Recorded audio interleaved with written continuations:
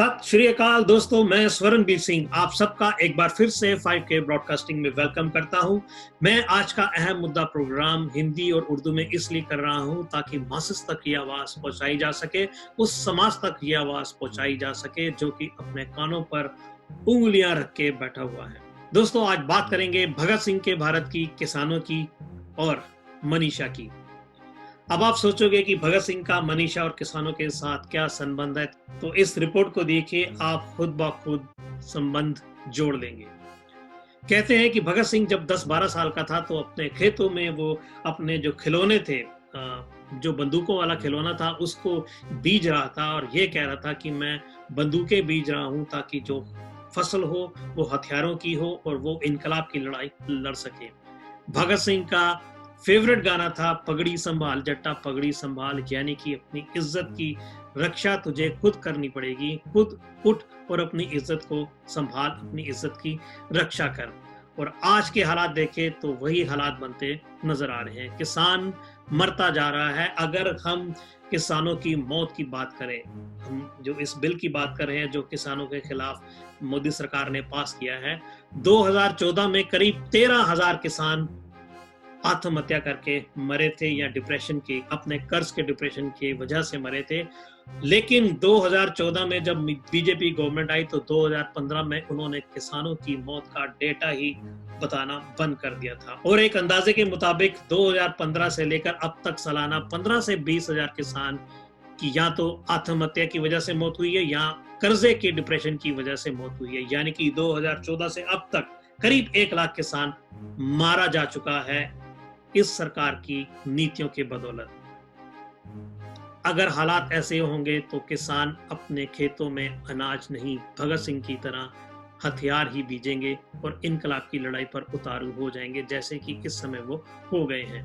दूसरी तरफ बात करें तो दोस्तों, 28 सितंबर को भगत सिंह का जन्मदिन था। पूरा देश, यहाँ की हमारे जो मिनिस्टर हैं स्पेशली भगत सिंह के जन्मदिन की बधाइयां दे रहे थे। वहीं 28 तारीख रात को मनीषा नाम की लड़की को बुरी तरह रेप करने के बाद, उसकी हड्डी पसली तोड़ने के बाद, जबान काटने के बाद मार दिया जाता है और चुप करके जला दिया जाता है और उसके परिवार वालों को भी नहीं बताया जाता। भगत सिंह की मौत भी ठीक इसी तरीके से हुई थी। भगत सिंह को 24 तारीख को फांसी पर लटकाना था, लेकिन उसकी मौत के आने के बाद के डर से हुकूमत इतनी खौफजदा थी कि भगत सिंह को और उसके साथियों को 23 मार्च को ही बिना किसी को बताए मार दिया गया था और उनकी बॉडीज को जलाने की कोशिश की गई थी। ठीक इसी तरीके से मनीषा की मौत के डर से हुकूमत इतना डर गई थी कि उसकी लाश को जला दिया गया था और उसके परिवार को बताया तक नहीं गया था। ऐसे जुल्म कब तक होते रहेंगे?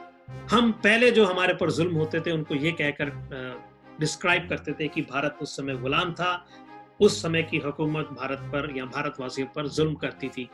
अगर आज के जुल्मों को देखें तो उस समय के जुल्मों से आज के जुल्म कई ज्यादा बढ़ चुके हैं।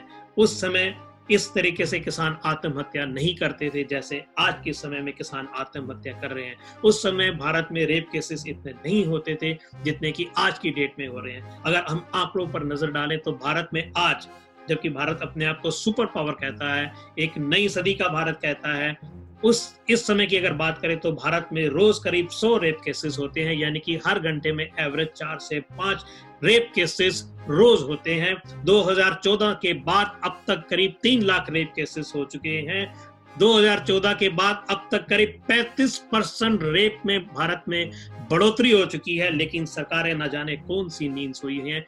कहते हैं कि ये भारत भगत सिंह का है, कहते हैं कि ये भारत आजाद है, लेकिन हालात जो हैं वो गुलामी से भी बदतर है। अगर ऐसे ही हालात रहे तो एक बार फिर से भगत सिंह जैसे लोग उठेंगे और फिर अपने खेतों में हथियार बीजेंगे और इनकलाब की लड़ाई पर उतर जाएंगे। उस समय ये लड़ाई गैरों के साथ थी, आज के समय में जब ये लड़ाई होगी तो अपनों के साथ होगी।